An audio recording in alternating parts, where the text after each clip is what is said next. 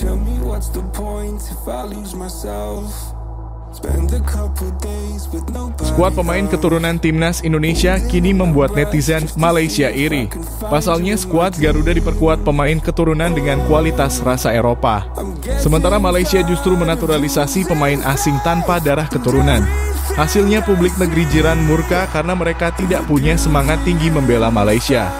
Proyek naturalisasi gagal ini berakhir fatal hingga bikin prestasi skuad Harimau Malaya terjun bebas. Bagaimanakah kronologi naturalisasi timnas Indonesia bisa lebih hebat dari Malaysia?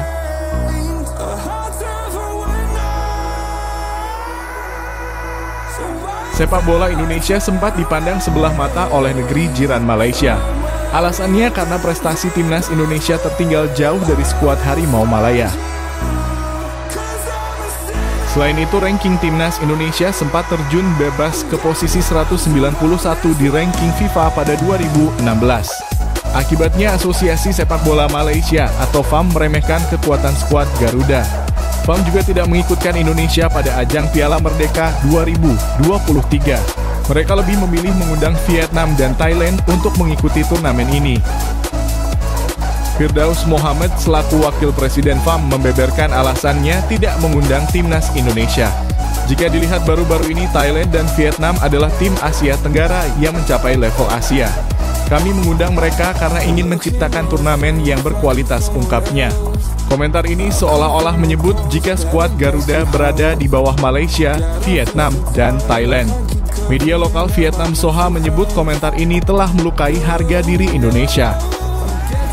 Malaysia mengundang Thailand dan Vietnam karena kedua tim ini merupakan lawan yang kompetitif. Pernyataan dari Firdaus Mohammed seakan telah merusak harga diri Indonesia, tulis Soha. Selain itu, media asal Malaysia Makan Bola juga sempat meremehkan Indonesia dari segi peringkat pada bulan November 2023. Malaysia sempat menembus ranking 130 FIFA. Hasil ini didapat usai mengalahkan Kyrgyzstan yang berada di posisi 102 ranking FIFA. Malaysia jadi negara Asia Tenggara paling berprestasi dengan lompat 7 peringkat, sementara Indonesia hanya menjadi pembantu Irak untuk naik peringkat, tulis Makan Bola. Pendapat ini memang keluar setelah Indonesia harus kalah telak atas Irak dengan skor akhir 5-1. Kesombongan Malaysia meremehkan timnas Indonesia langsung berbuah karma. Prestasi skuad Harimau Malaya mulai menurun hingga berhasil disalip kembali oleh skuad Garuda di Piala Asia 2023. Malaysia gagal lolos dari fase grup setelah finish di posisi juru kunci grup E. Tim asuhan Kim Pagon hanya meraih 1 poin dan jadi tim paling banyak kebobolan di kualifikasi Piala Dunia 2026. Malaysia juga baru saja menelan 2 kekalahan dari Oman. Skuad Harimau Malaya kini terjun ke posisi ketiga klasemen grup D, sementara timnas Indonesia berhasil menembus babak 16 besar di Piala Asia 2023. Padahal timnas Indonesia diremehkan karena dianggap tim terlemah karena memakai skuad muda. Kiprah pasukan Merah Putih di Piala Asia 2023 bahkan dipuji oleh Jepang dan Australia. Kemudian timnas Indonesia juga sukses bangkit di kualifikasi Piala Dunia 2026. Skuad Garuda menang 2 kali beruntun atas Vietnam hingga merebut posisi runner-up sementara. Hasil ini membuat timnas Indonesia membuka peluang lolos ke putaran ketiga. Bukan hanya prestasi di lapangan, timnas Indonesia juga berhasil menyalip ranking Malaysia. Skuad Harimau Malaya kini berada di peringkat 136, 2 tingkat di bawah skuad Garuda. Pasukan Merah Putih berhasil menembus peringkat 134 FIFA. Skuad asuhan Shin Taeyong naik 8 peringkat dari sebelumnya berada di ranking 142 FIFA. Menurunnya performa Malaysia diduga karena penampilan buruk para pemain naturalisasi. Netizen negeri jiran banyak yang menghujat pemain naturalisasi yang minim kontribusi. Warga negeri jiran sampai meminta federasi menghentikan proyek naturalisasi. Mereka merasa Asosiasi Sepak Bola Malaysia atau FAM sembarangan dalam menaturalisasi pemain. Alasannya karena banyak pemain yang dinaturalisasi tidak punya darah keturunan Malaysia. Ada Romel Morales, Paulo Josu, dan Mohamedou Soumaré yang murni pemain asing. Ketiga pemain ini juga sering dihujat sebagai produk naturalisasi sia-sia. Berbeda jauh dari Malaysia, proyek naturalisasi timnas Indonesia bisa disebut lebih sukses. Bersama Sintayong, PSSI hanya menaturalisasi pemain yang punya darah keturunan. Alhasil para pemain tersebut punya ikatan yang lebih kuat dan nasionalisme tinggi untuk Ibu Pertiwi. Calon pemain naturalisasi bukan pemain yang tidak punya darah Indonesia tetapi pemain keturunan. Pemain ini perlu kita manfaatkan dengan lebih aktif, tegas Sintayong. Malaysia juga menaturalisasi beberapa pemain keturunan seperti Darren Lock, Natsu Insah, dan Dion Kos. Namun FAM masih dikritik karena hanya mengambil pemain naturalisasi dari liga domestik. Hasilnya banyak pemain lokal yang akhirnya kalah saing dengan produk naturalisasi di Piala Asia 2023. Malaysia jadi negara ASEAN terbanyak yang memakai naturalisasi dengan 14 pemain. Reza Zamriah Yahya menilai banyak talenta lokal yang lebih layak dipanggil.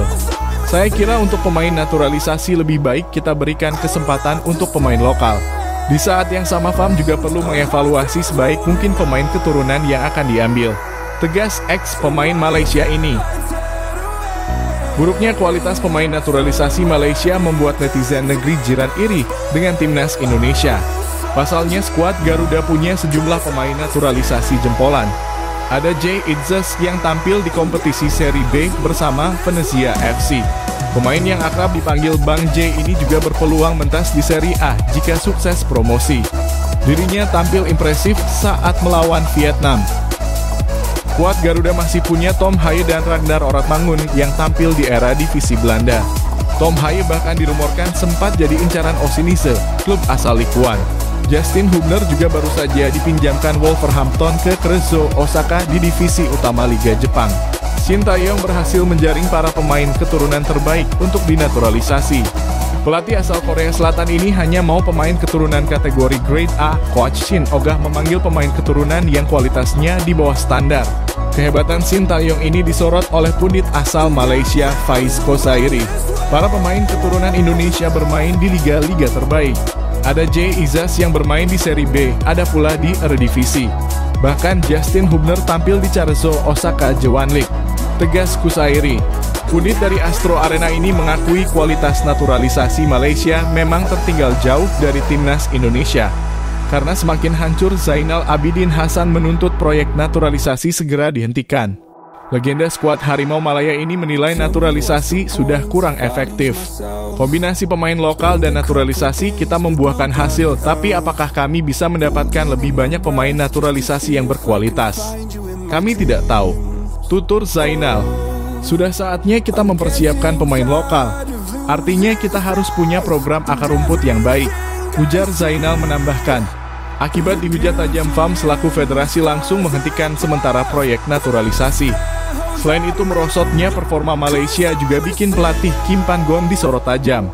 Bahkan muncul rumor pelatih asal Korea Selatan ini akan segera mengundurkan diri.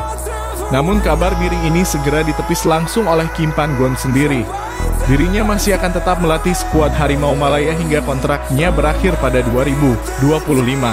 Dengan mewahnya kualitas pemain keturunan, apakah timnas Indonesia sudah kembali melampaui kehebatan Malaysia?